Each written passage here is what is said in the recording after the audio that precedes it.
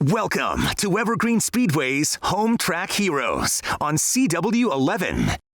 And welcome to Evergreen Speedway's Home Track Heroes here on CW11. My name is Kyler Hope, and next to me, his first time on CW11, Greg Pylan. Yeah, thank you so much. So excited to be able to talk about the race tonight.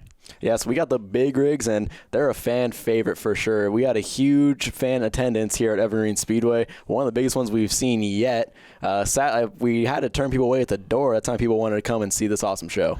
Yeah, it was pretty exciting to see the crowd get into it, too. So every time the trucks came by, they would be honking their horns. The crowds were responding by applauding, stomping their feet. So really exciting to see how much the fans were actually getting into it on Saturday night. And have you ever got to see the big rigs in person before? I've never seen them before, so I was so excited. As a matter of fact, I think my voice went hoarse by the time the race was over. So that was pretty exciting just to be able to call that race and see the excitement that the fans had, because I think that kind of gets you pretty excited about it, too. So. Oh, yeah, for sure. And so you kind of step back. You're normally announcing hockey, yep. And this year you're doing racing, or you're doing both still. But how has it been getting back into the NASCAR side of things? You know, for me, I think it's really exciting because what I do with hockey is so fun, but it's very much scripted, and so now I'm really off the cuff, and I'm able to do some, things that maybe I'm not doing for the hockey side of things, and so being a little bit more creative.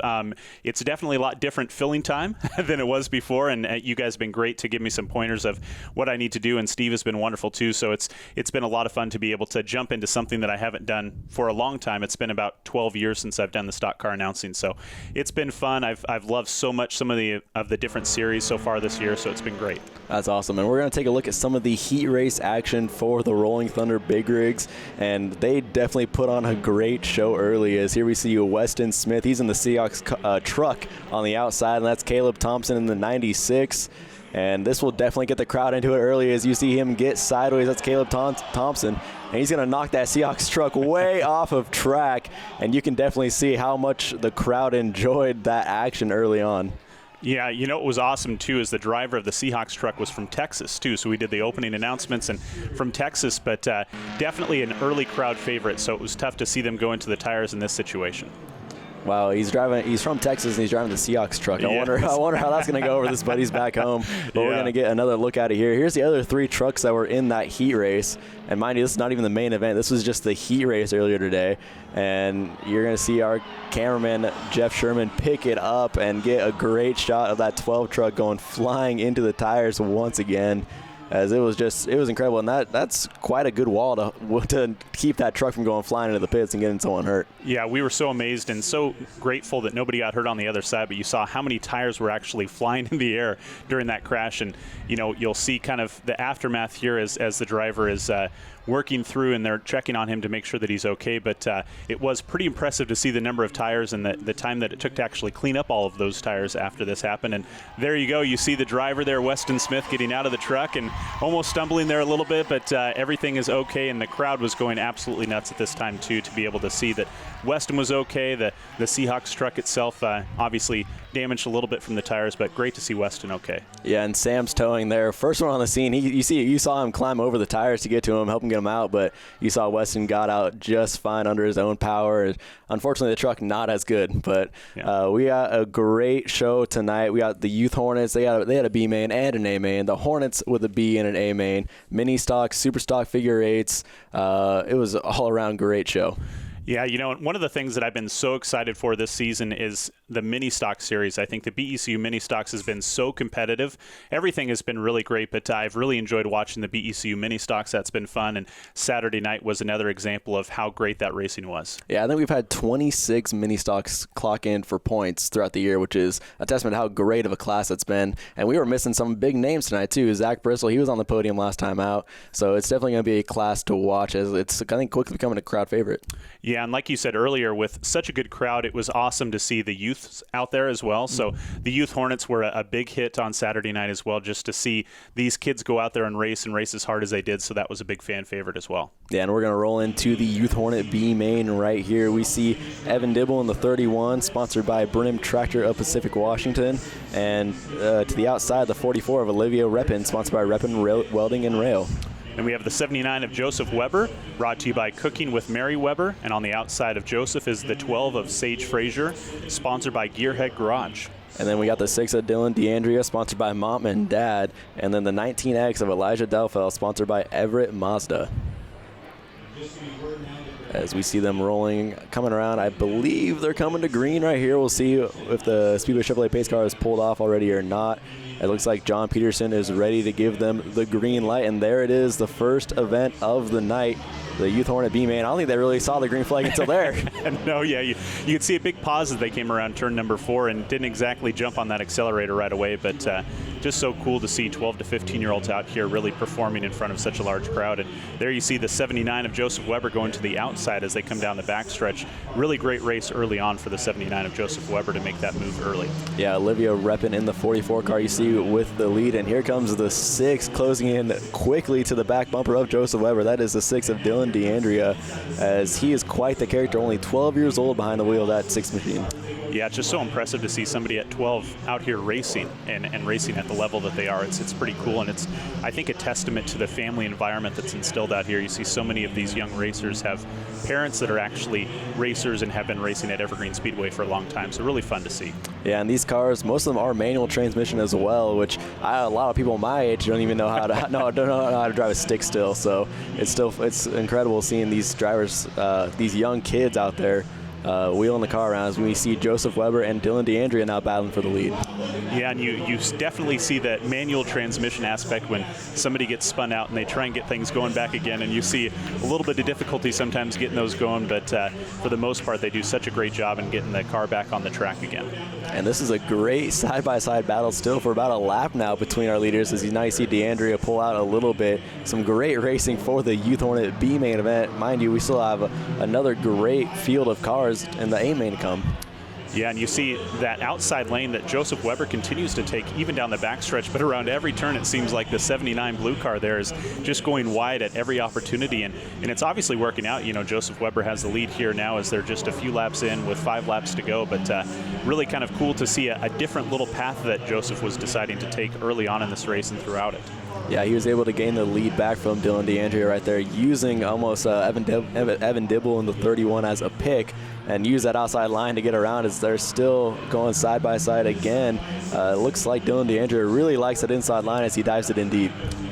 Yeah, and like you said, that inside lane by Dylan Dandrea in the 6 car and Joseph Weber in the 79 just continuing to take that outside lane, and there you see as they come into turn number 3 and out of turn 4, just trying to dip in wide, or dip in, you know, right narrow into that turn and then going out wide after that. And so we'll see what happens as they have 2 laps remaining in this B main event. And not far out of the picture, you see the 12 car Sage Frazier pulling in as well. So that's a 3-car battle for the lead as we see the white flag now from John Peterson.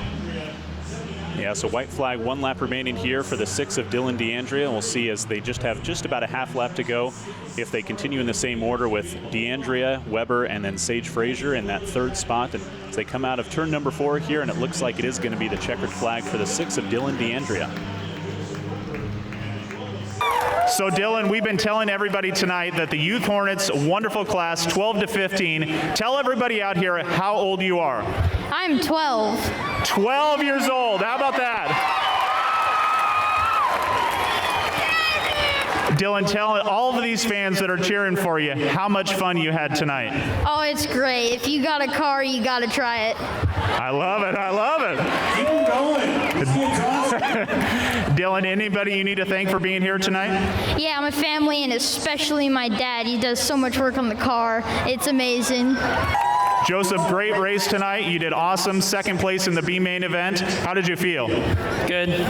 Excellent. And so, Joseph, what did you think about all the fans out here tonight rooting on you and cheering you on as you went across for the 2nd place finish? It felt really good. Awesome. Anybody you need to thank for being here tonight? Yes. My family, especially my dad, for taking me out here every week. John and Roxanne Lewis, and Cooking with Mary Weber. Sage, it seems like you have a lot of fans out here tonight. Yeah. So, Sage, how did you think your race went tonight? Great 3rd place finish. Pretty good. It was Excellent. Sage, do you have anybody you need to thank tonight?